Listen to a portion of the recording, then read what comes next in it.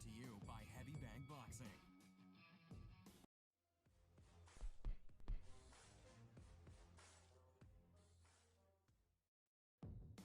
This is the show that has hosted everyone from Sugar Ray Leonard to Keith One-Time Thurman. This is Tough Talk Tonight, brought to you by Heavy Bag Boxing.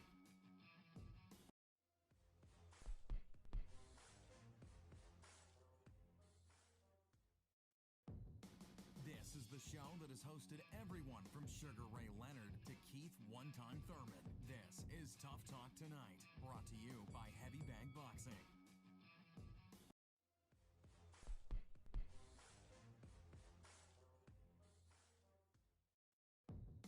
This is the show that has hosted everyone from Sugar Ray Leonard to Keith One-Time Thurman. This is Tough Talk Tonight, brought to you by Heavy Bag Boxing.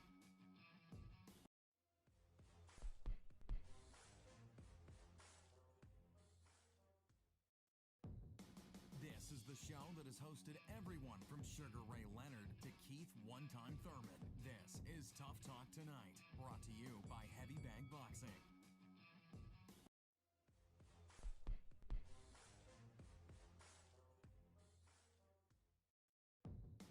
This is the show that has hosted everyone from Sugar Ray Leonard to Keith One-Time Thurman. This is Tough Talk Tonight, brought to you by Heavy Bag Boxing.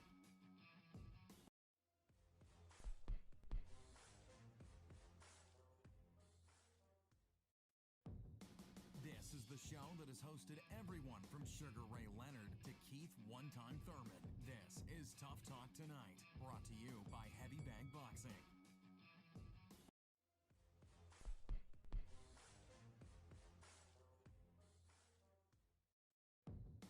This is the show that has hosted everyone from Sugar Ray Leonard to Keith One-Time Thurman. This is Tough Talk Tonight, brought to you by Heavy Bag Boxing.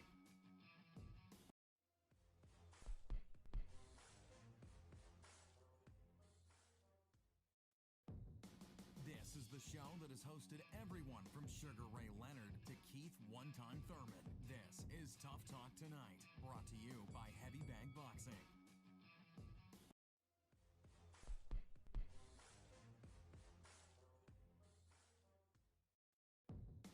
This is the show that has hosted everyone from Sugar Ray Leonard to Keith One-Time Thurman. This is Tough Talk Tonight, brought to you by Heavy Bag Boxing.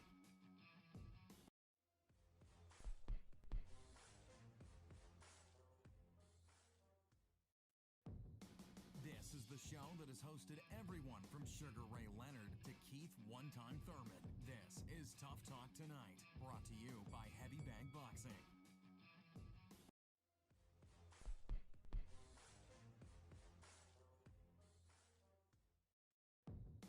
This is the show that has hosted everyone from Sugar Ray Leonard to Keith One-Time Thurman. This is Tough Talk Tonight, brought to you by Heavy Bag Boxing.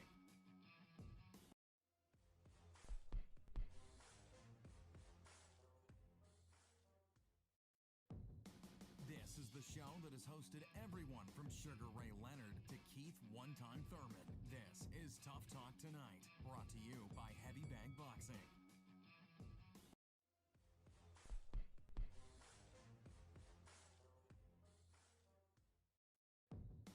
This is the show that has hosted everyone from Sugar Ray Leonard to Keith One-Time Thurman. This is Tough Talk Tonight, brought to you by Heavy Bag Boxing.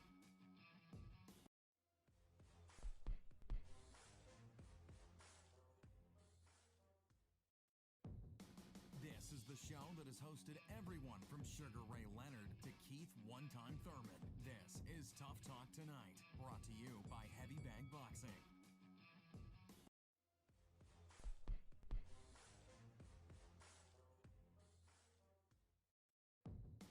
This is the show that has hosted everyone from Sugar Ray Leonard to Keith One-Time Thurman. This is Tough Talk Tonight, brought to you by Heavy Bag Boxing.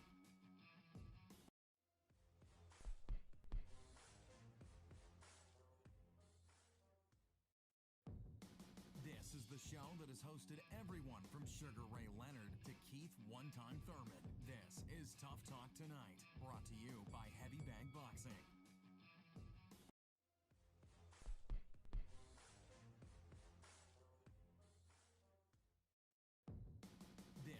show that has hosted everyone from Sugar Ray Leonard to Keith One-Time Thurman. This is Tough Talk Tonight, brought to you by Heavy Bag Boxing.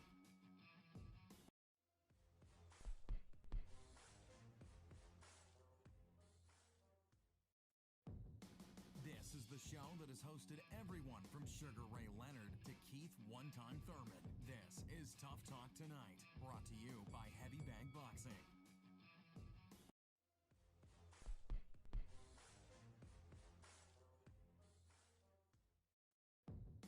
This is the show that has hosted everyone from Sugar Ray Leonard to Keith One-Time Thurman. This is Tough Talk Tonight, brought to you by Heavy Bag Boxing.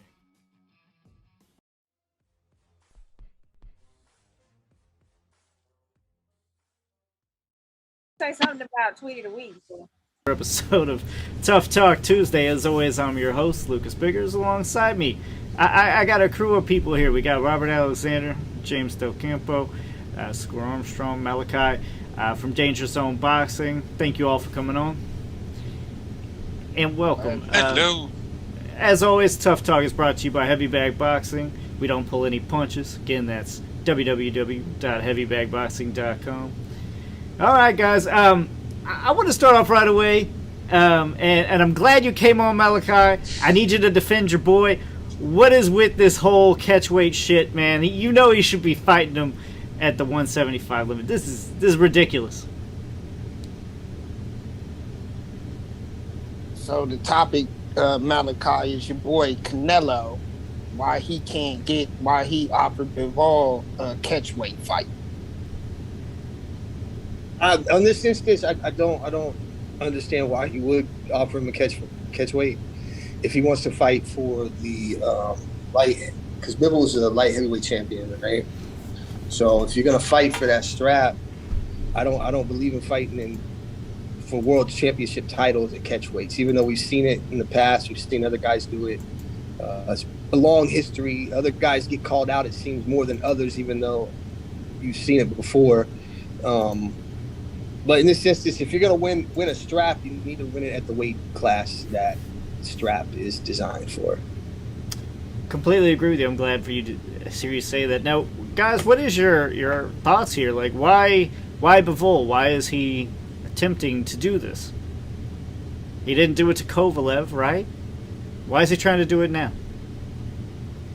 What was the weight that they were offering, though? I'm a little out of the loop on this one.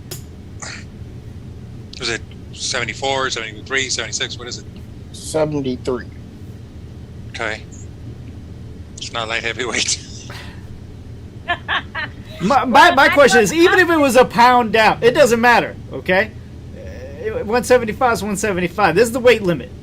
If you're fighting for a title, that's one thing. Or if you're fighting for a non-title fight, that's one thing. You can do whatever you want. Offer them whatever. But if you're going for a title match, I'm sorry, you can't be doing this at no catchweights anymore. So, especially if you've already won fights at said limit. Now, if he's trying to go up in weight, that's maybe a different conversation. But for right now, we already know he's already won fights at 175. So now you're basically making yourself look bad because you're like, I could take on Kovalev, but I don't know about you. I'm gonna drain you. So I beg to differ on this, and I'm gonna give Canelo the benefit of the doubt because he really wanted to be at 168. He still wants to compete at 168 for the unified type, for the undisputed bout with Caleb. Then fight at 168. He can't because Caleb Plant You're gonna put this all on Caleb Plant, man. Look, and that situation didn't happen. I'm just telling you. The argument here is not him trying to put Bivol at a catchweight, okay? The argument here is why can't they negotiate these fights? Now, he wants to stay closer to 168 because really that's the number one fight that he wanted. They couldn't get it done. They tried to take Bivol to make something happen to push for that September date. That's why the catchweight was in play. Regardless of that, Floyd fought Canelo at a catchweight. Yeah. In his prime. In his prime. That don't make it right. Took the fight. What is Bivol showing anybody? He's not fighting any of the top fighters at 175. He hasn't fought any of them yet. Why would you not take this bout with Canelo, even if it is a catchweight? Because he doesn't want to be drained. I mean, it's that simple. Yeah, that was my thought. If you look back at the fight with Chavez Jr., he was also drained. And it's not so much what happens when you make that weight, it's what it takes for you to make it. And that's very, very severe. I mean, those 2 pounds really, really factor in. And I think what they're doing is looking for absolutely every little advantage that they can take. There's got to be more than just this catch weight. There's other stipulations in there that we're not going to hear about because we're not privy to those conversations. I think they're there. I wish I could tell you exactly what that was. Maybe it'll come out later. Maybe it'll come to the surface. But they work in that fashion. They look for every possible advantage that they can muster up and bring you to war that way. Smart on a business standpoint. But if you want to fight for a 175-pound title, it should be 175, I think. Yeah, and even besides the 175, you could have had that fight at 168. Like I said, I mean, yeah, it fell through, but why? I think both guys seem eager to win, eager to fight each other, and yet, there's something holding back. Like you said, James, is probably something that maybe we don't even know of, but you can't find an opponent. There's one common denominator, and it's you, Canelo. No, and but all I want to say one thing is that if they do sign the contracts to fight at 173, and Canelo whoops him, which he's going to, I don't want to hear he drained him. Oh, you will. I don't want to hear it because he signed the contract. Don't sign the contract if that's the excuse you're going to use after you lose, and your fan base is going to use. Don't sign the contract. Come on, man. Do you think Bivol has any other option? This is basically holding a lottery ticket. Who's not going to grab it? Okay. I agree with Lucas on that for sure. I mean, it's the same bullshit Floyd did, okay? And just because Canelo got it done to him, don't make that shit right now. 2 wrongs don't make a right. I think that's an interesting that is point. True. That Floyd could get those deals and Canelo can't. I think that's saying something right now. Canelo's trying to do it. He's trying to do the same shit, and I think Bivol and and others are starting to be like, you know what? Go to hell. I keep my title because I know you're going to keep coming back. You want this title, so I'm going to keep. I know I'm also in the driver's seat. Yeah, you're Canelo, and yeah, you're worth more money, but this title, you want it, so you're going to have to come back and get it. And props to them for doing it. I'm glad. I'm happy to see it. I hope they don't take it. I hope that Canelo struggles to find an opponent because maybe this will actually fix a little bit what's wrong with boxing. Well, I definitely want to see Canelo back in the ring again now. Let's not go that far, Lucas. I'm not saying I don't want to see him fight. I want to see him in there with some real competition without all of these barriers placed in front of these opponents like this. That's the problem that I have. And why Canelo is allowing himself to continue to look bad in this light by him, his team always coming up with these, almost comical deal breakers. Like, even if you don't fight, I still want 40 mil. Come on now. Who's going to agree to that? I mean, they knew that was a dead in the deal type of, point. As far as I'm concerned, right there, that's pricing himself out. Yeah, I mean, but let's look at the real reason why he feels he can do that way. And it is because other boxers that's been on that status has been able to do it before. And this is why his team feels that they can do it as well. But if you want us to all be behind you and consider you one of the best of your era, then you're going to have to do better than this.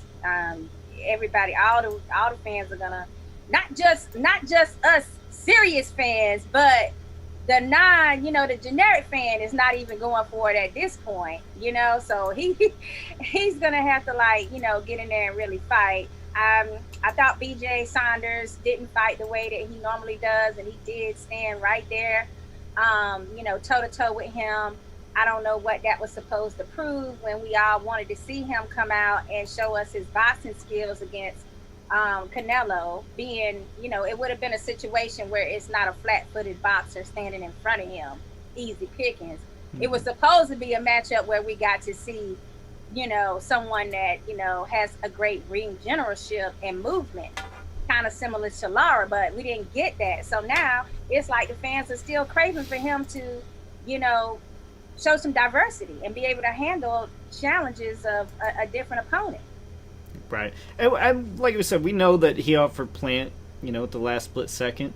Now he's trying to do all this, and it's like, do you really need these extra things? Because in my eyes, it makes the fighter look weaker. If you have to drain, if you have to do all this little trick stuff, it does make you look bad. It makes you look worse. And I don't see how his PR guys are not saying, like, hey, we need to do something here. Take a fight, just take it straight up. Why do we have to have all these extra stuff? Why do you want a bigger ring? Why do you got to have all this? But I think you really nailed it earlier when you mentioned that he had fought Kovalev at 175. There was no catch weight there. There was no stipulation there for weight whatsoever. 175, as I recall, right? Yeah, just straight up. I don't know that there was any stipulations at all with weight there. So it's not his first rodeo at 175. So now why are you backpedaling in this manner? It doesn't make any sense. Exactly. And the only thing you can come up with is that, their styles are intimidating to Canelo. That's all I got. Because Kovalev's going to stand and trade, right? Plant don't fight that way. Bivol is not going to do that. He's not going to stand in front of you. He struggles with the boxers. We've known this for a while. He struggles with people that can move and have some good footwork. And, both those guys that we're talking about now that he's trying to pull one over on have that. They have that threat. If there's one fighter out there who's going to give Canelo a fight, that is Bivol. His style is pretty damn hard to crack. He's a great boxer. In and out, foot movement is flawless. That's a fight for Canelo. That's a fight that that Canelo should take if he wants to show his toolbox. If he wants to show off, if he wants to show us who he is, that's who you come for. Is Dimitri Bivol. He's got the record. He's got the belt. He's got the cojones to give Canelo a great fight. So that's what we got to see. This stipulation with catchweight. Yeah, and I mean if he beats Fall convincingly, I don't know. I don't know who else can beat him at this point. But got a comment. I was gonna try to get it in. It's Julius Streeter. He says Canelo don't want that 10 weeks VADA testing, and that's why all his fights are short notice. I hadn't even thought about that angle ever. So wow. No, this is the problem with Canelo. Period. The problem with Canelo, and the reason why, and that's why I posed the question, why he can't get it done like Mayweather. The problem with Canelo right now is the DAZN deal. Okay, you take pay-per-view out the equation. You made a mistake. You signed the deal to DAZN, and then you give us lollipop-style fights because you're not on pay-per-view, and you take on a Yildirim, a guy like that, and you don't overbuild your fan base. You don't have the pay-per-view dollars attached to your name. Therefore, you're not able to demand this type of money because these people don't think you're the complete A side as of yet because you didn't go out there and do pay-per-view. You didn't go out there and do give us legitimate pay-per-view worthy fights. Now you're trying to do so, and you're trying to take all of it. You're trying to take every advantage you can, and those years in DAZN messed them up. Maybe. Maybe they just went to his head. Let's see. We got some comments here. Dale People says, when Floyd was doing the same thing, everyone was saying he's the best pound for pound. Now Canelo doing it all of a sudden. Oh, it's so unfair, yada, yada. Dale, I've been saying from the jump, okay? I don't know if maybe you haven't watched me when I complain about Floyd too, but what he did to Juan Manuel Marquez, that should be criminal, okay? He made him go up in weight. Then Floyd didn't even make weight. I mean, he's been doing this his whole career. We were just talking about what he did with Canelo earlier, too, draining him as well. Brett Riley says Beterbiev could possibly beat him with a better chance than Bivol, in my opinion. You know, I don't know. Beterbiev's style is kind of geared towards Canelo's strengths more than Bivol. So I do slightly disagree, but I do think Beterbiev is a very interesting fight, one that I think a lot of people would love to see either way. Sure to be fireworks for however long it lasts. I would say it's not going to last any longer than Canelo-Kirkland, though, whoever wins. Ouch. I mean, do you guys really think that Canelo couldn't beat any of these guys? That's what just drives me insane, is that most of these opponents, possible opponents, are people that he can beat. And it's like, just stop. They look for every possible advantage that they can. Mm-hmm. But they don't need every it, fight, what I'm right. saying. Right. He feels That's he does. the way they play it, though. They play it that way. Every possible advantage gets signed into a contract. Yeah, but not looking for Sign it. on the line. Not looking for it in the Kovalev fight really so much, you know, and then now looking for it. There's a reason, you know. They have a little bit more to him, and he thinks this is going to be a little bit of a harder of a challenge than Kovalev, is basically what he's saying. At least that's what I'm taking away from it, personally. But either way, I mean, Well, we're you know, the rumors were flying about Cole before that fight, you know, with the drinking and the not taking, you know, not being able to keep a trainer because he didn't want to listen, and he him fought being recently. on the older side. Yes, Alvarez, you know, beating him the 2 fights prior to that. So, you know, it was like a lot of already built in type of negatives on Cole's side that they didn't have to like build into a contract. So that's why he probably felt a little more comfortable with that. I just need him to stop this foolishness, really. Well, he's got to come to the table with somebody. I mean, 175 is probably where he's at. It's not going to get done with Plant, so he decides to move up. 175, who is there? Bivol didn't get done, or maybe will not get done, or we'll see how that goes. Beterbiev, probably not. Zurdo Ramirez, he's with Golden Boy now. So I think the pickings are really, really slim at 175, and end of the year comes around, we'll see you in Cinco de Mayo. Yeah, I mean, honestly, Canelo might not fight the rest of the year, guys. He'll fight. He's gonna fight. I mean, he's definitely gonna fight. Okay, and if he fights, who's it gonna be? We were just talking about that. He's ran through some options, guys. Unfortunately, you're probably looking at a bout with Andrade at this point. We're talking the tune-up, because right? he's losing clout to these other guys. You're probably looking at Andre being out there as being one. You can see the trilogy happening with Triple G. There's a possibility there because of the fact that he's a DACA guy.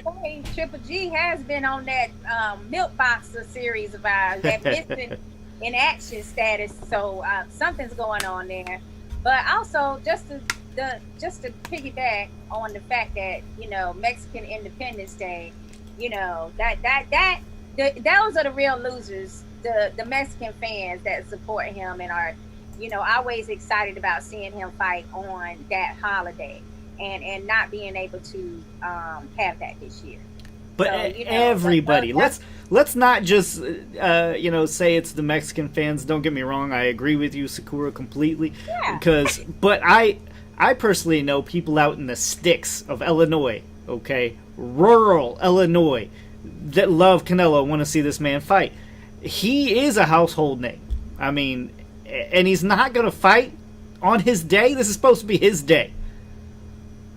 Yeah, I mean, of course, we all look forward to it, but it's like an extra special, you know, part of their heritage and culture that they're able to see a huge boxing match with the best Mexican boxer right now that's out there. They offered Plant $10 million. $10 million ain't everything, though.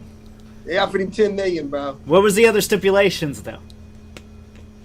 But you gotta concede to the A side. We've seen this. It's not just you don't. Recent history. Yes, you do. Well, that's why Charles Burley never got to fight Ray Robinson. Apparently, you don't, because Plant said no, right? He said no, but then like he gonna end up what? He gonna beat Charles Burley forever, the guy that turned down a Ray Robinson fight over the gate money. Hey, it ain't. I don't think it's about money. I think it's other stuff. You know. Yeah, it's not about to the amount. It's not about money. Yeah, he agreed, but you still getting 10 million. You're fighting the biggest name in boxing. This man, every time that this man fights, 40 million Hispanics in Mexico tune in. 1 million people in the United States tune in. Almost close to 1 million people in the UK turn in. Okay. You got to give him whatever he wants to get him in the ring. That's where me and you disagree. Okay, you think just because you got a big fan base, I gotta give in to you. That's not necessarily the truth. Okay, you're gonna be throwing around your weight all you want and telling me I gotta fight you and all that, and I'm gonna take it. I'm gonna you're gonna drain me too, and I'm still gonna take the fight because it's a lottery for me, right? Like you're just giving me all this money. It's red panty night. When you get the Canelo call, but some people actually care about legacy. Maybe Canelo don't give no shit. Maybe Canelo's like, I am what I am. I don't care. I'm all about the money. Some people actually care about what it is. They care about what's going to happen in their future. And if he's wanting, whether it be a rematch clause or whatever's missing, why can't you give him that one thing? Because I guarantee you 90% of all that is Canelo's way, right? As we were just talking about. He's the A side. What I heard was when Canelo originally came to him with the fight, they told him no rematch clause. Then they came back and said, we want a rematch clause now, and Plant wasn't with it because he felt like they were trying to ensure that if Canelo did lose, that they would get another chance. But why wouldn't you, if you were Plant? They said I'm sorry, Malachi. They said a one-sided rematch clause. They said only if Canelo loses, there's a rematch clause. If Canelo wins, no rematch clause. And that's not fair. I'm sorry, that's not fair. And on top of that, guess what? They said that Caleb Plant still agreed to that. It was only when they started talking about if Caleb Plant gets hurt, he still has to guarantee this $40 million to Canelo that they was like, no, we can't do that part. So and a replacement opponent. Yeah, and that they had to supply a replacement. Yeah, it's just like, come on, how you gonna even make up that kind of money if he's not fighting, a Caleb Plant? Like, how are you gonna come up with this same 40 million? Oh, plus he got the Mexican pay-per-view royalties that he wanted off the Mexico. So they agreed to that as well. So like, how much is this man supposed to give up? Yeah, he was supposed to take $40 million, and who is going to pay him $40 million? And why would PBC do that? He's not a PBC fighter unless he signs a term contract with them. 2 or 3 fights, it's just not going to happen. That was a dead deal from the get-go. Yeah. That was the deal breaker right there, because they probably figured that he was going to like bow out and be like, no, on the one-sided rematch or the 40 million guarantee or the Mexican. He said yes to all this shit. So the next thing is like, damn, what can we come up with so that... that's almost what it sounds like, right? Well, it seems like the onus is on PBC to put together this fight, and he's not a PBC fighter. He's not contracted with them unless he wants to do a 2 or 3 fight deal. Yeah. And I don't think that was the case. Look, I know Malachi and probably the rest of the boxing world all think I'm a Canelo hater. It is not the case. I like to see this guy fight. I just don't like the way he goes about the business side stuff. Hey, I get the same thing. If I say anything in defense of Canelo, I'm a Canelo fanboy. Well, you are a Canelo. You're a Canelo fan. If I'm a Canelo fanboy, you a Canelo hater, bro. We'll just live with those labels for the rest of our lives, bro. It'll be what it'll be. I know you at least take the side of him, and I know 90% of the time also against him, so that you make a good even flow. Yeah. Let's Cast in stone. Well, at least Malachi said there's no reason he should be fighting Bivol. He is, yeah. I give him. Well, I don't care who it was. Even when Manny, who, as many people know, is probably my favorite fighter of all time. When he fought for I believe a 154 strap, and they didn't fight at 154. I don't consider that a legitimate world title. One of the 8, even though he gets credited for it, and they say he's the only 8-time world champion. But you beat this man at the catchweight. But did you complain? Did you complain when Cotto won the strap at a catchweight versus Sergio Martinez? That's what I want to know. From all the people that complain and hate, did you hate on the same thing when Cotto did it to Sergio Martinez? To be honest, when Sergio did it? Heavyweight boxing wasn't existing then. So I had no one to complain to. My buddies would just be like, "Shut the fuck up, man. I don't care." I just always be like, I'm like always questioning, like, well, how is that possible? Like every time something like that comes up, like with the Davis and Leo Santa Cruz, 130 and 135. I think this only happened James how? I don't understand. I think this only happened one other time in the history of boxing, and it was Sugar Ray Leonard. I think Sugar Ray Leonard fought for two division straps on the same night. But yeah, that's highly unusual. That threw me for a loop. How do you win the 135-pound belt at 130, but then tell me I got to defend it at 135? Yeah. I'm still puzzled by that one. I mean, like I said, every time something like this comes up, I'm just like, well, how is that possible? Well, how are you going to stick the strap at 154 if it's a 160 belt? Like, right. I'm always just like, huh? Let's see. We got AFGE Local 547. They commented saying, I don't like the A side versus B side. It opens a box for unfair play and possible injustice. I let you read into that. Personally, it should be 60-40 winner, and if the winner wins by KO, TKO, 70-30 goes to the winner. That would be an incentive to knock out their opponent, and thus will halt the BS negotiating tactics. Just my opinion. And I agree. Your nice. words in God's ears. I agree, but that's not the world we live in. I mean, I agree with it 100%. It's just not the world we live in. That's right. So honestly, if I'm either guy, if I'm Bivol or if I'm Caleb Plant, I'm trying to get out of Nevada. I don't think there's a fucking, hair in the wind that they will ever win unless they knocked him out. You gonna fight him in Dallas? Wow. Because that's about the only other place Canelo's gonna fight you is Dallas. I don't even know. Maybe Atlantic City. I don't know. I mean, clearly he has an advantage no matter where he is. But I damn sure get out of Nevada. I think the Texas scorecards are worse right now. I'm not hating on Texas boxing. The Texas scorecards have been atrocious at times during this pandemic. Mm-hmm. You're not lying there. I totally agree with you on that. I do. I think that's just from being out of practice with having these larger bouts or like larger cards in their state. So hopefully it's a learning curve, and that's not like they're not. Basically, I'm hoping that these are teachable moments for them. See, now I don't agree with you. No, yeah, I want to agree with you what you're saying, but at the same time, shouldn't the scoring be great no matter what the level? Agree. I don't want some of these young guns getting ripped off either. So that's worrying. If you're doing it on the big level, you're doing it on the little level, probably even worse because you're not even paying half the fucking attention that you are to the big fights. You know what I'm saying? We've already seen, judges just. I think they get a little bit nervous. We might as well go into this fight.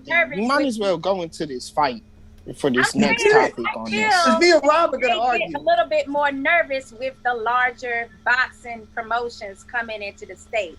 That's when you start getting those nerves, and you want to make sure you're doing things. You want to just make sure that you're not really screwing up something, because it's only one fight away from your career being ruined in that particular side of boxing. So I think that's when the jitters and the nerves and stuff come about more so than when you're doing a local card. But that being said, Shakira, what happened this past weekend? Because none of that happened in that fight. There was a lot of nonsense going on and a lot of malarkey. Okay. And we need to. Let's talk about that. I have one question as far as this is concerned, and we're talking about the Maestra versus Fox fight that was on Fox on PBC. Yeah, the Fox one. And my first question is, should there not even have been a fight as soon as they seen and literally had evidence that this glove situation wasn't correct? Like, isn't that I thought that should have been an automatic disqualification. Yeah, Like, I mean, he was screwed from the jump. Yeah. Still be like, okay, take the glove, take the tape off. You see that it's, skimmed, and then you still just put more tape on them, and it's like, okay, get in there. It's like, no. I gotta confess, I had the sound turned down, as I do for most fights now. Yeah. And wasn't really watching the what goes on before the fight. And I knew there was some issues with his gloves. I was doing something else. I really wasn't focused on that. But I thought it was something minor, and I thought they'd fix it and stuff. But apparently it was something rather egregious and could have led to a disqualification. I wish I had more facts on this. Can you guys shed some light on exactly what that was? What was going on there? What was wrong with those gloves, or what they were attempting to do? Like the tape, the ref was about to start the fight, and he had grabbed both of their hands. And we had heard previously, that this is a way for judges to just check, kind of like quickly before the fight even started. So he noticed that the guy's tape, Maestro's, I can't say his name right, but Maestre. Maestre's hands his tape wasn't right. He knew that the tape was above where it should have been. Well, they start messing with the tape, and he makes him go back to his corner. At first, they act like they didn't want to take off the tape for shit. Then, as soon as, somebody comes up, from the commission, now all of a sudden the scissors come about, and they cut the tape off, and bam, it was just what Goosen, who was commentating, said. It's like, the only reason you would have tape above this particular part of your glove is if you're hiding some skimming. So I'm like, what the hell is skimming? So anyway, basically when the tape came off, you could see that they were trying to hide the fact that they had pushed some of the inside of the leather, inside of the glove back down, and it kind of gives them an advantage to where their wrists will not like bend, and it gives them more power during the fight. So they switched it. They did change it and everything, and put it the way it was supposed to be. Meanwhile, Fox is over there waiting in his corner, standing up most of the time. And also, I'm just like, well, once you're busted in that way, why are we even having this fight? I felt like he had been caught red. Well, because they brought Fox in to be the opponent, to be a cherry. Right. And it's something that Rudy Hernandez, the in my opinion, one of the most underrated guys in boxing, spoke to me. He said, "You know what?" He said, "Fam, the cherry doesn't know they're a cherry." And I was like, "What do you mean?" Because you know if you're being brought in. He's like, no, they don't know they're the cherry, and so sometimes they don't act like the cherry. And so like ever since he's told me that, every time I watch one of these guys, like when Ali beat Cotto or Horn beats Pacquiao, these guys that were brought in to be cherries, they don't know they're cherries. They go out there and sad. And I think that the story that James had asked about and what you were explaining would have been the story had the decision not been so freaking egregious. It was insane. Like, what? I just want to know, like, this is another card that these guys give us some ridiculous score, and I'm like, what are they watching? How are they being qualified to judge these men's future? This is their family's future. Their kids' future. And it's ridiculous that we allow this to happen. The story should have been the gloves, but instead, once again, here we are arguing over what are we going to do in boxing about these horrendous scorecards. Now, I don't mean to cut you off, Sakura. It's just no, you couldn't have said it better. This was what I was eventually going to get to. But like, had that fight had been stopped, we would not even got to the part where the judges' cards favored Maestra, who, was brought in from Venezuela, I believe. Yeah. And the belt was to be handed over to him, which they did. They still did it. and now we are hearing that, people from the organization, they are basically like, oh, well, we think there should be an automatic rematch. Rematch? Why the hell does he have to do another rematch against somebody that he beat? Like, I'm all for rematches when things are close and there's like, it's highly competitive. But everybody in America and in the world as boxing fans saw how, Fox took that W, honestly, fairly, and it was not one side, basically it wasn't that competitive. Like, there's no reason we can even say that was like, a situation where it was a draw or it was close. And so why does he have to fight this guy over again? And then we get into the whole judge and all of this stuff that's come up on this sister. And yes, I'm saying sister because it is I think if she's a minority as well. So I call all minority sister. This sister here, she's saying all kinds of hateful and discriminatory things on different posts dealing with African Americans. It's disparaging things.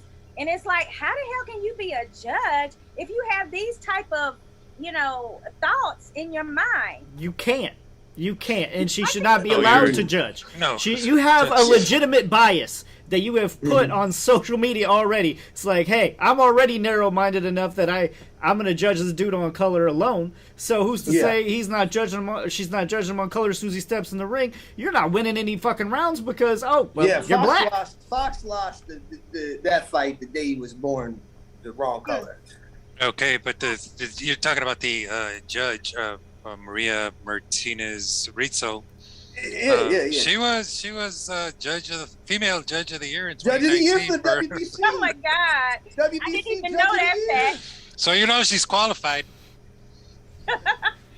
Now, a person with a poor character like that, a person with no morals and I think the WBC already suspended her though. To their credit, they were fast on that.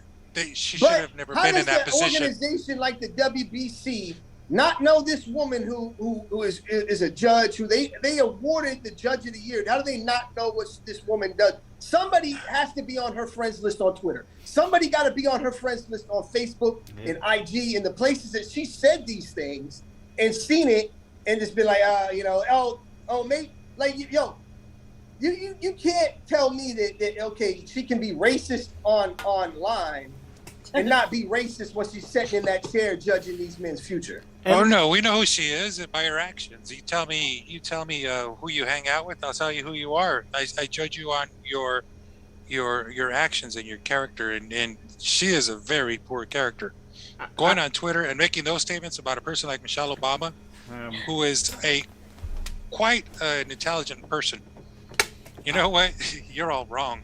Yeah. I mean, you don't belong in that chair. She needs to lose her job. Her too. It was the specific thing that she called her, which is something that we've heard in the past. That black folks are called when they don't, have an all-American look. Isn't that? Say that, and then it's the fact that she lives in Florida. I didn't know her, but I'm gonna say this: that there are people in the industry here that are like, wow, like, yeah, she's done. She's done. Freaking idea that we were like, in an industry with somebody that has this kind of, thought process. That basically they didn't realize, because it's like, they smile in your face. Well, the promoters pick the judges. They get the judges, so she's done. Right. She'll never work for Al Heyman again. Like once that came out, you know what I mean. So she's done because promoters pick the judges. I don't see her judging too many fights in the future. Even if the WBC allows her to come back and actually say, okay, we'll reinstate you, because from what I understand, she's suspended, right?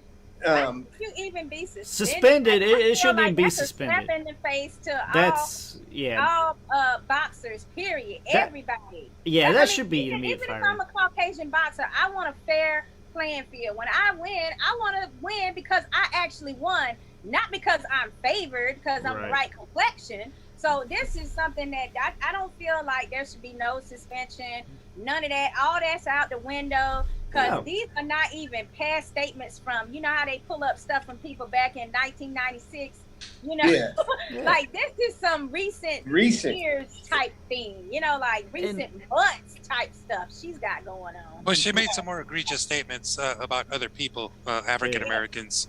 Some things that were really, really serious, and calling for someone to be killed because of their ethnicity. Right. You know what? You just don't belong here. She should be fired, period, and forget any goddamn suspensions. She shouldn't be allowed ever to judge another fight. You know, Roseanne said something similar to one of her tweets, and they killed her off her own damn show. Yeah. Yeah. Fire this woman and make a point, because if not, you're just basically saying it's okay. And, you know, the people are going to follow suit. You got to stand up. Let's see. I think in this... about Fox having to fight this guy again. Yeah, the look on poor Fox's face after the fight, I mean, it was soul-crushing for me. I'm not even involved with Fox whatsoever, but I felt like I was in his corner. I felt like I was his mom or his dad after that fight. Just the look on his face of pure defeat, like I had no chance to begin with. It was sad to watch. And on the opposite side, Maester, however you say his damn name, he was belighted because he was like, "Oh, I won!" Like you didn't expect to win either, did you? Yeah, he lost that fight. No, that was a job. Yeah. All he cared about was that he was getting to leave with that belt. He did not give a damn about not really winning that belt. And I would have suggested, I think he made a fatal mistake. He should have went to that Olympic Games and left this fight alone. But let's not also throw shade at the other judges. All of the judges scored this damn fight wrong. It's just one had it severely wrong, and because she's racist. Dang. Let's well, before we move on here, we got another comment here from referee Chris here. Skinning the gloves is when you take the glove and you break in the front of the padding of the glove. You then bend the glove back towards the wrist and tape the glove back to the seam. That will push the knuckles forward towards the glove. That will provide less padding in the front of the glove, making it more dangerous. Yeah. Thank you for that explanation for our fans there. Much appreciated. Good reason. Good reason to disqualify somebody there. Immediately. Yeah. Yeah. Now, you guys were mentioning about the judges. One of those judges had never worked in the United States. He was flown in for this particular fight during the pandemic just to work this particular bout. I don't know his name. There is Mark Nelson here, who seems to me to be Native American, I would say. Not Native American, but American. Then there's John Mariano, and there's David Singh. I don't know which of the three. Well, that was a referee, is Mark Nelson, sorry. And then there's Gloria Martinez Rizzo. She's the one that scored at 117, 110, which is fucking ridiculous. Mm-hmm. So David Singh, I don't know if he's worked in this country before or it's the other individual, but this whole thing is a job, and the damage that the WBA does here, and along with PBC, because I think they're all in cahoots. What they do here to promote this guy, Gabriel Maestre, who's 34 years old and now has a record of 4-0, and he is listed as a WBA interim world welter title holder. Fuck that. It's an embarrassment. This whole thing, this whole thing is, you're absolutely right. Couldn't have said it better. This whole thing is a job, and the damage that WBC did to their name with their judges and all their games, and along with the PBC who put this shit on, I think they really, really damaged their name. They're probably kicking themselves in the ass right now, thinking, people would probably not catch on or be a close fight or whatever it was. Yeah. And it's funny that even the president of the ref at least caught that, glove situation right away. Yeah, right? there seems to be something really, really good and positive there that was corrected, because who knows what would have happened or could have happened to Michael Fox, this young fighter. Not only, I hope that in the end that they could nullify this fight and get that loss off of his record and compensate him for what they did. have we heard anything from the commission? Any other response? Did they check the gloves after the fight? Anything else? Because if they can prove that this man's doing skinning, I want him suspended. This is the problem. There's no repercussions for anything in boxing. People are slapped on the wrist, and then it's, we'll see you in 6 months. This shit is constantly the bother of the sport. And we will never get it fixed because no one's ever held accountable, mainly because who holds them accountable? Certainly not us fans. Nobody holds anybody accountable. No, boxing is a business, and there's one very bright man. His name's Lou DiBella, and recently on a great podcast that he was on, mentioned that boxing was the red light district of the sporting world, and I could not agree with you more, Lou. That is so freaking accurate. Everybody just looks the other way, and it's getting to a point that I'm almost done. I'm almost done with it. It's been there for many, many years. It's been like this for many, many years. Boxing is broken. You can't fix it. Those are the words of... Help me out here. I don't remember his name. But it's a perfect quote. And... What's the quote? Boxing's broken. No. That's not the quote. It was... boxing is broken, but you can't kill it. You know what? I'm not getting this quote right. It's...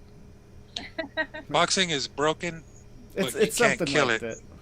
You can't. I don't know. I swear it was fucking perfect. And you know what? It'll come out. It'll come out during the show. Yeah. I'm a little heated right now with all this shit, but it's always something. You know. It has not changed. We could have had this conversation 10 years ago. Here we are today having it. And as much as we all love the sport, I think a lot of us are also fed up with it. It gets to a point that like you said, we can't do anything about it. I think it goes, you can't fix it, but you can't kill it. And it's at every level. It's at the amateur level. It's at the Olympic level. It is literally one of the worst sports in the history of the world. One of the most corrupts. But I love it so. And what can we do? You can't do anything. Why? Because people are afraid to ask questions. And when people do, like me, I'm completely ignored and denied. I've been going... I've emailed 8 drug testing companies, to try to ask questions about the whole Jenny Fuchs thing. No one will reply to me at all. They think you're joking. They were like, is this a real question? No one's even said, like, is this a joke? No one has ever said anything. People refuse to reply to me. Nobody wants to get involved. That's what it is if I don't say anything, then my name's not going to be out there saying, nobody wants to be quoted. Nobody wants to be the person that denies their Olympic, dreams or whatever. And it's ridiculous. But why would you want somebody who's blatantly cheating on the Olympic team? Am I saying Jenny Fuchs is cheating? No, because I don't know. But you're not allowing anybody to get to the bottom of it by just not saying anything at all. Apparently, I believe, like, inside source, that is something that really did happen. But, like, why not have the proof? Why not have it may be behind it? It may be. Why not?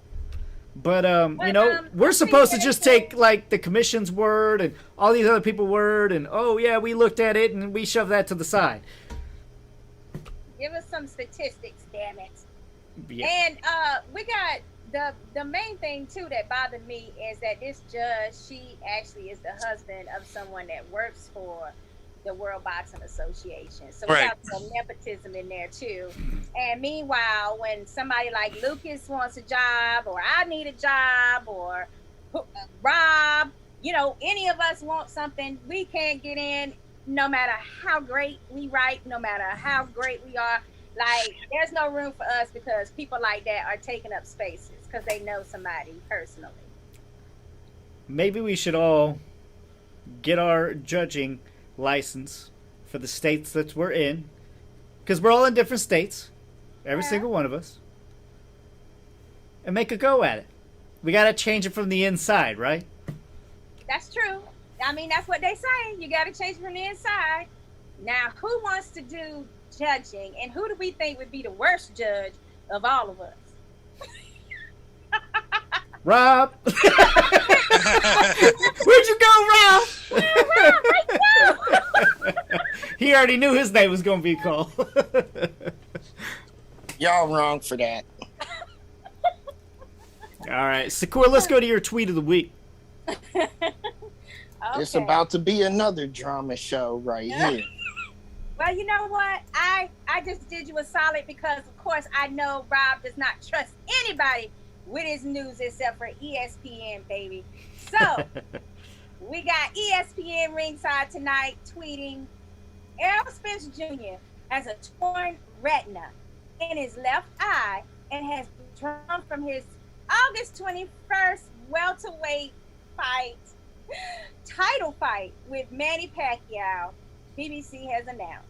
Pacquiao will now fight Ugas for the WBA welterweight title. And that is from ESPN ringside. Guys, my question to you is, how emotionally hurt are you guys and drained from another fight over the last month or two that has had some type of interruption due to injuries, including COVID? It's just beating me up. I can't take it anymore. When I read that, man, this was like all I was hoping for. You know, I was looking forward to this fight.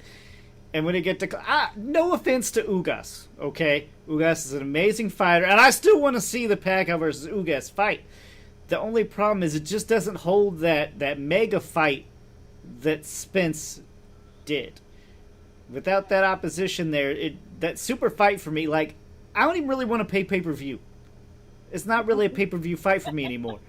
Spence Pacquiao... That's why I'm laughing, because I knew you was going to say that next. Spence Pacquiao for me, I'm paying, okay? But Ugas, man, I don't know. Maybe if it's got a good undercard, but I severely doubt that because no one puts together a card anymore.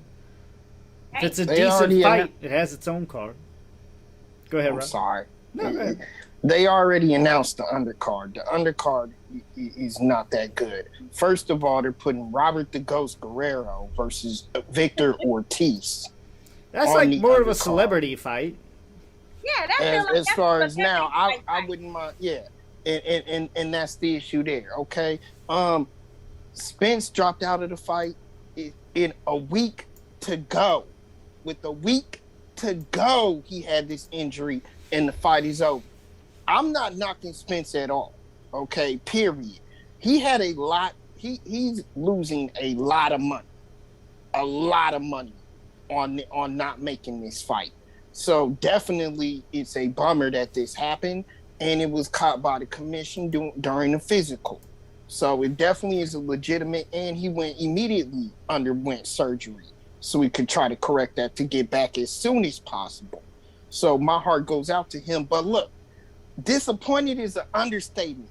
I'm ready for football, okay? Fuck this. I want to see football now because I'm tired of all of this. Not just the COVID, okay? Then you have the negotiations that can't get made to where we're not seeing fights because they can't negotiate it. People getting COVID. This now happens. I'm devastated. And to answer your question, I don't even want to see the fight no more. Rob is like how my soul feels. Now you hate it, Rob. We were talking about this before. We've been calling for Ugas to fight somebody real. This is what? It's like 27th fight? And we've been like, yo, he's got to fight somebody. Finally, we get him in the ring with a legit elite pugilist. And you can say what you want. Manny may be 50 years old. The man's still elite. He just beat an undefeated Thurman to get the strap. Now we finally get Ugas in a real fight, and you're like, oh, it sucks. Malachi, what ranking is Ugas right now in the division? What is his current ranking? When do we care? What is his about current ranking? Hold up. When do we care about ranking? We for one know that the rankings are bullshit. Excuse my language, Lucas. We know they're bullshit. No, that's true. You can cuss on my show. I don't care. So we know they're bullshit. We've sat on this show and argued about how did this guy get to the number one spot. That's right. Yildirim? I'm still wondering how Yildirim got there. Me too. WBCA replying. Right? This is boxing. This is what happens, right? So now we get a legit guy. I know Rob has said in the past that he likes Ugas. Now because it's not Errol Spence, and I agree. I much would rather see him fight Errol Spence. It's a fight I don't think Pacquiao can win. This is a fight I think Pacquiao can win, and win spectacularly if it goes the right way.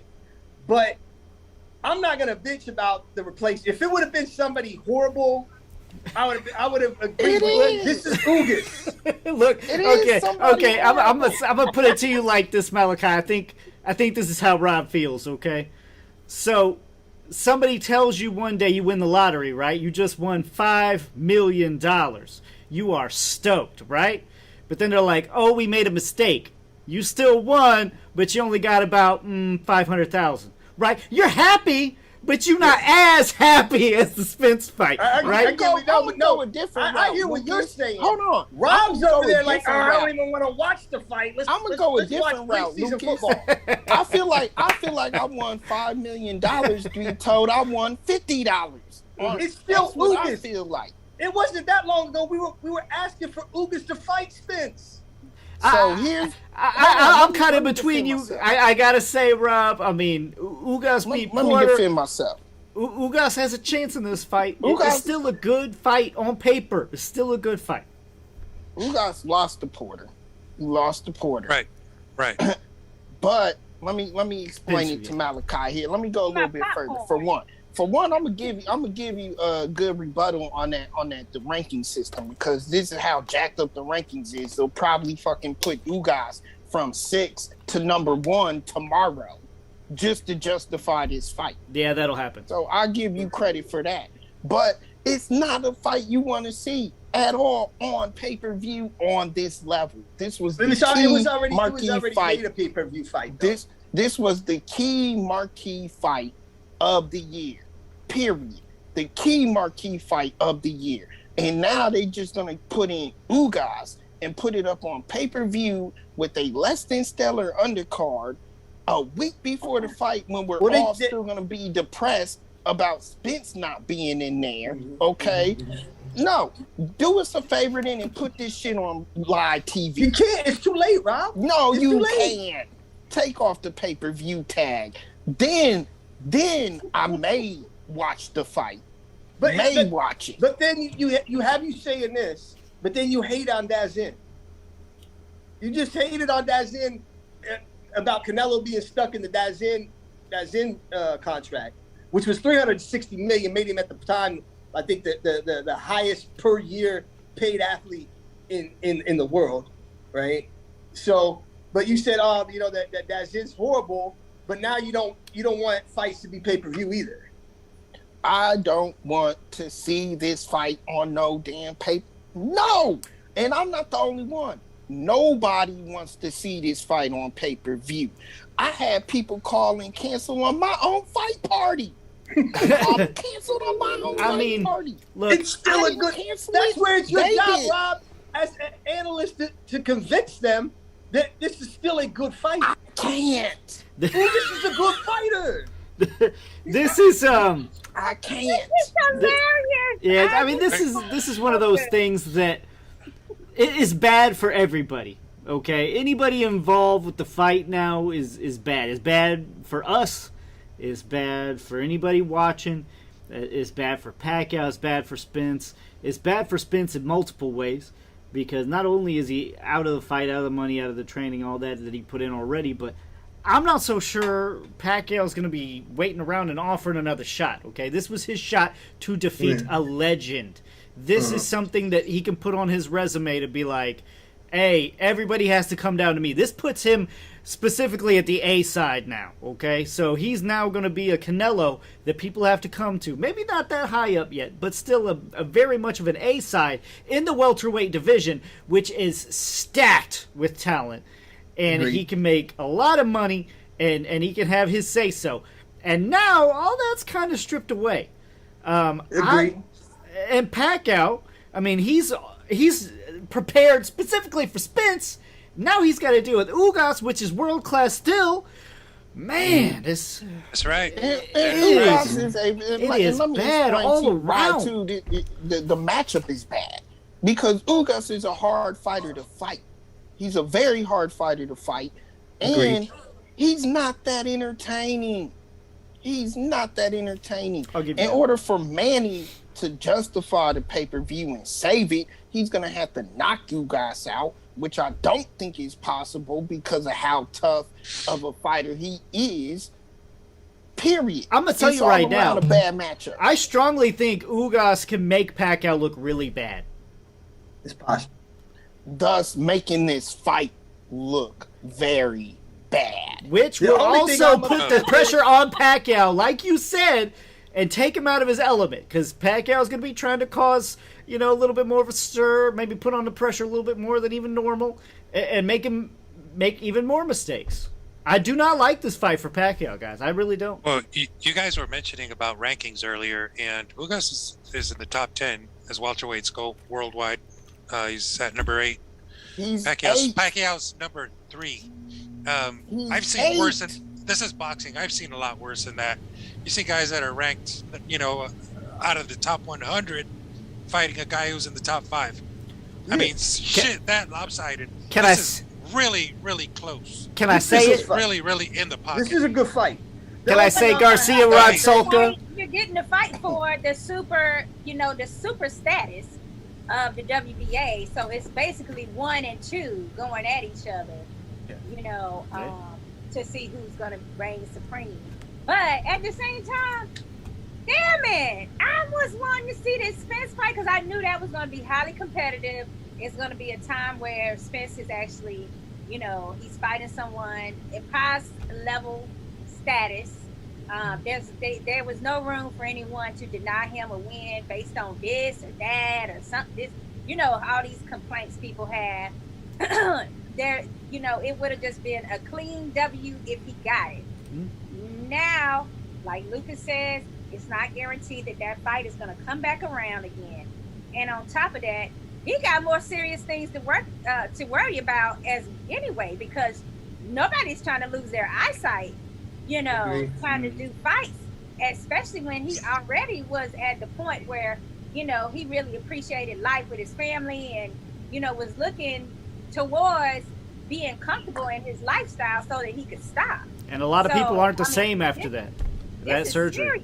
Yeah, no, that is true. But then here's another question. Be done. Yes, you're right. That's what we're talking about. It might be it for him. He's not done. He's not done. You don't know, Rob. He's far from done. Well, no, he recently had surgery, and we don't know yet. But what I was mentioning earlier was that Abner Mares had detached retina. He's done. Yeah. I think he was planning to come back, and it's just not going to happen. Thank God he's got some skills, and he's on HBO, and he's doing well for himself.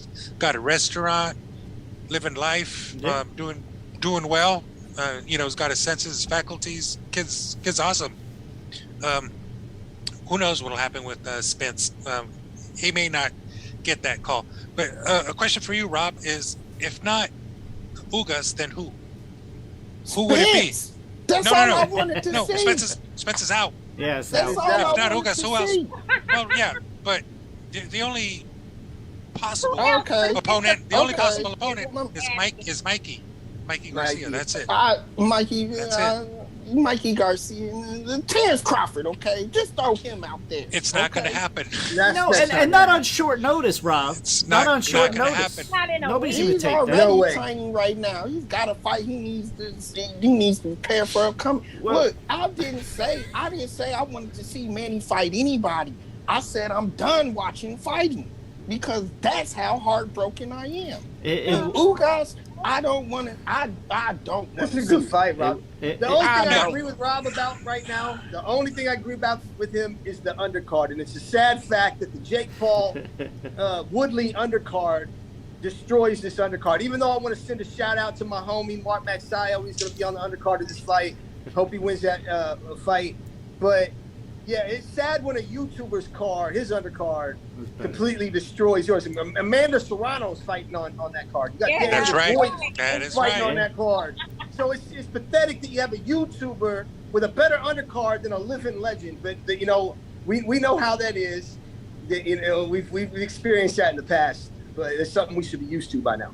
Yeah, we should. what we say. Just can't. Yeah, It's what we they feel say. Like, yeah, I was gonna sell it regardless, and Hey, Jay. gonna buy it regardless, so they can do that kind of thing. And then on top of it, Ugas was supposed to fight Maidana's brother, right? Yeah. He was fighting Maidana. Like that wasn't gonna be all that great either. So I feel that, like, what if they hadn't had him on the card? You know, if they hadn't had Ugas on the card, he wouldn't have been ready necessarily. I think the whole card gets scrapped. So they would most have likely. really been in a real quagmire then, because Yeah. it's like, who else you got to bring in that division that's gonna be ready? And Jay, I got an answer. Hey, y'all. Message to Al Heyman today. Adrian Broner wants more fights. Maybe you can step in there for a rematch, right? Beat him, bro. We already seen that guy beat him. You don't need to see it twice. Is All right. Adrian Broner? Is he free? I think He he's said, Is he he free? said he said he wants more fights. He said he wants more fights right now. He's tired of out-owing Al Heyman. All right, guys. Before we move on here, we have another comment here from referee Chris. I strongly encourage anyone to attend a judging or referee seminar. You don't have to be a judge or a referee to attend. You just have to pay the fee. I have invited trainers and boxers to attend. You get to hear the lectures, you see the training material, evaluate past fights, and take the written test.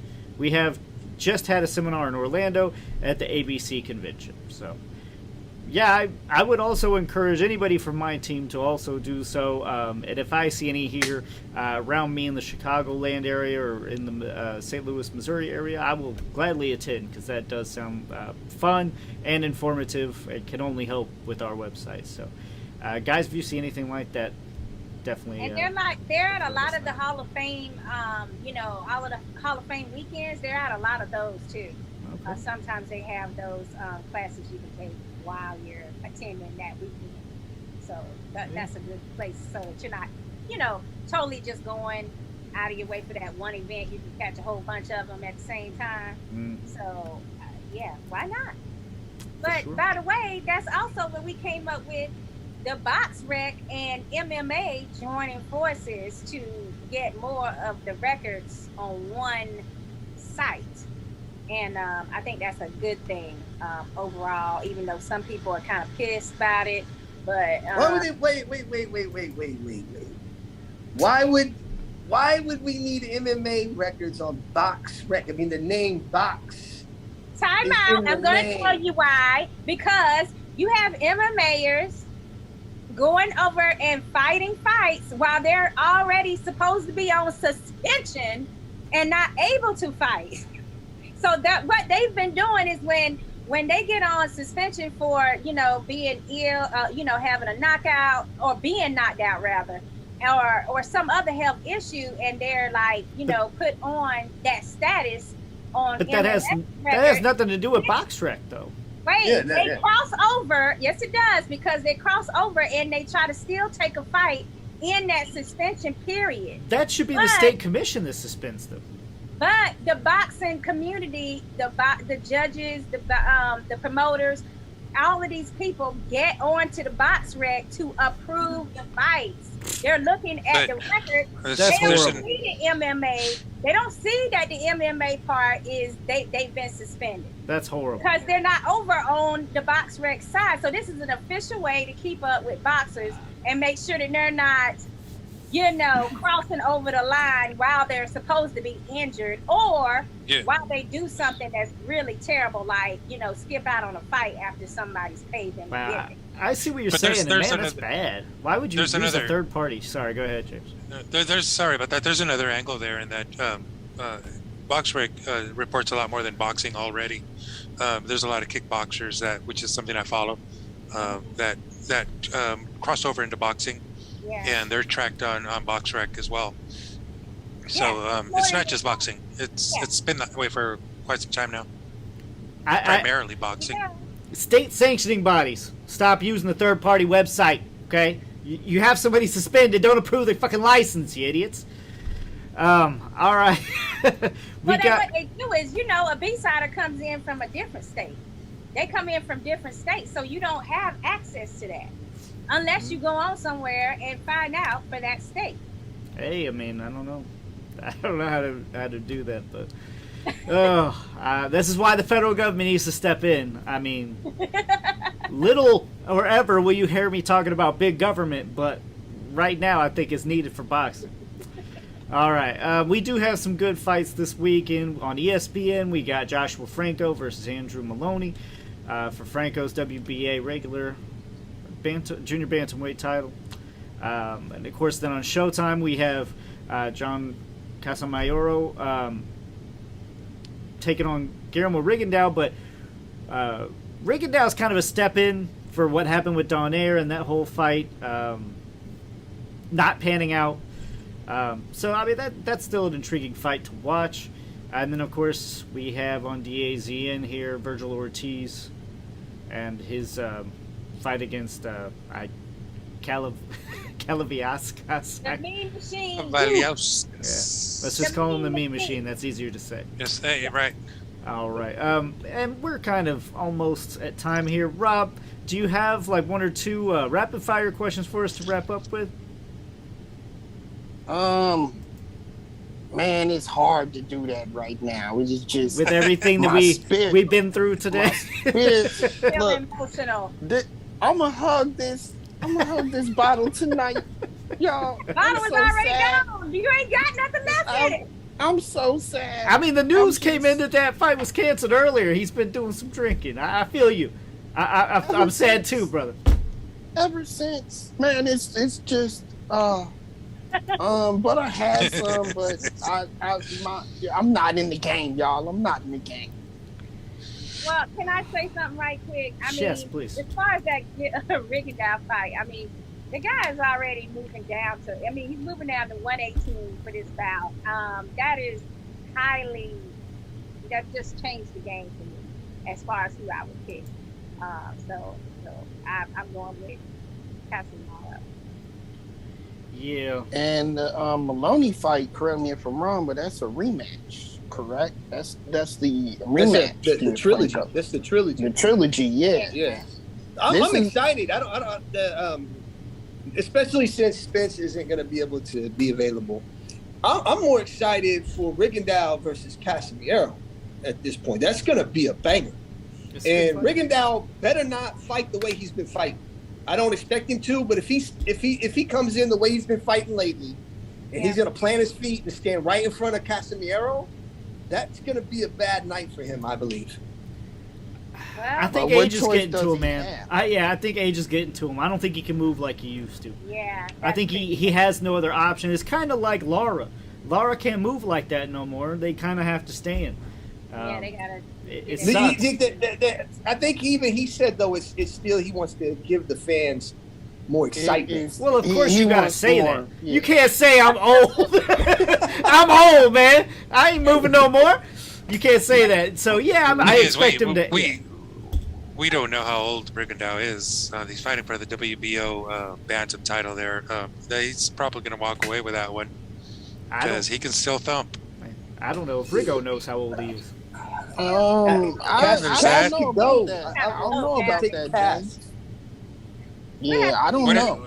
What is that? Weights are. We'll have to see what those hydration weights are for the both of them. But also, Virgil Ortiz versus the Machine is also, I'm the most excited about that fight this weekend because, I mean, he gave Bud some problems. I mean, he dropped Bud, the Machine did. So, I mean, we're going to see, listen, Virgil cannot stand there and exchange with him the way that he was doing with Hooker. It's like, no. So I'm hoping to see that he's going to show us a little bit better defense in this fight. For sure, yeah, it's definitely another measuring stick. So I'm looking forward to seeing how he measures out. I think we'll see the best Virgil Ortiz we've ever seen. I agree with James on that one. You guys keep saying that, and he looks better every time. Like you weren't impressed with his beating Hooker. Hooker's a good fighter. I don't care what no one says. Hooker's a good fighter. Yes, exactly. He is. It was a decent fight, but let's face it, he's a B level fighter. And I think Virgil Ortiz caught a lesson in that fight. He's supposed to look better in every fight. But I've been telling y'all, and I'm still going to tell y'all, I haven't seen the best in him yet. And that's what I'm looking for. I don't think we'll see it yet. Well, everybody's going to have to tune back in Tuesday to see if, what you think of next, Brock. But I want Sakura and Malachi to go ahead and give you both a shout out and tell where you guys can actually tune into your other podcasts. Sakura, go ahead first with Boxing Playhouse's podcast. Where can they tune in? Thank you so much, Lucas. I'm on Thursday nights, and it's Boxing Playhouse. And on that show, we do Around the Hot Topics, and then we get to some great guests. This week so far, I'm going to have the bare knuckle fighting champion. Well, he's not a champion yet, but he has sure been on a hell of a run to get to that championship. And that is Easy E, the Reggie Barnett. He's been at lightweight, and him and his rematch, they're going to be going at it at super featherweight this time. So we'll see what happens. All right. Really, I love Boxing Playhouse. You can follow us here on Facebook, Danger Zone Boxing Talk. We'll be back at our regularly scheduled program every Friday night, 9 p.m., starting this week. We don't have a guest this week, but we're working on some more guests. I also want to send a shout out to my homeboy, Cowboy, Ryan Carl, getting back in there after he had a tough out against Barrios, but he's got back in the ring, got a W. I just want to send a shout out. And again, shout out to my homie, Mark Maxio. He's going to be on the undercard. The Spence, Pacquiao. As much as Rob and I don't really like that undercard, he's going to be on there, so I will be supporting him. But you can follow us here on Facebook and watch our show every Friday night. All right, great. And unfortunately, it's you guys, Pacquiao. just gotta make that correction. And I'm glad it's going to be a good fight. It's going to be a good brawl. It's going to be yeah. Tune in, Rob. Yeah. Tune in. Yeah. He's having a party, evidently. We didn't get invited to. I mean, I can't travel. They canceled, Shakur. They canceled on me. Everybody called me today, literally. Maybe we could have like an online watch party. I'm still not watching it. I'm going to ladies' night somewhere. All right, guys. Thank you so much for tuning in again. Tough Talk Tuesday. Every Tuesday, 9 p.m. Eastern, 6 p.m. Pacific. As you heard, we definitely don't pull any punches.